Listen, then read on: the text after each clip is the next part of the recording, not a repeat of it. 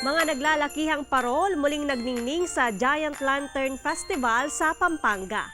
Ating silipin sa report ni Claire Lacanilaw.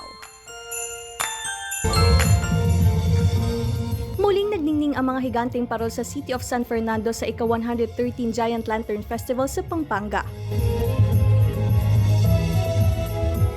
Gaya ng nakaraang taon, virtual at limitado sa publiko ang taunang tradisyon dahil sa banta ng COVID-19. Wala ring kompetisyon kundi exhibition lamang ang ipinamalas ng 7 kalahok, kabilang 2019 Grand Champion mula sa Barangay Santa Lucia. Hinati sa 3 rounds ang exhibition, mula sa individual round,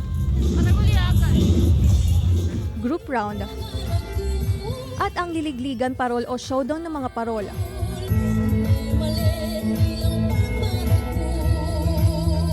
Iba-iba ang gimmick ng bawat kalahok. May nag-throwback sa 80s tulad ng parol Kalulot. Nakipag-rock and roll naman sa crowd ng parol Santo Niño.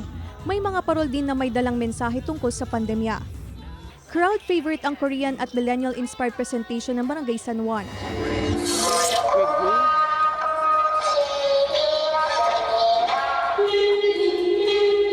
Bawat parol may sukat na 20 feet na pinapailawan ng hindi hihigit sa 10,000 bulbs. And this is just the best thing that we could hope for, to have a Merry Christmas, Malagayon Pasok, and a Happy New Year. Pwedeng matunghayan ng Giant Lantern Exhibition hanggang January 2 sa susunod na taon.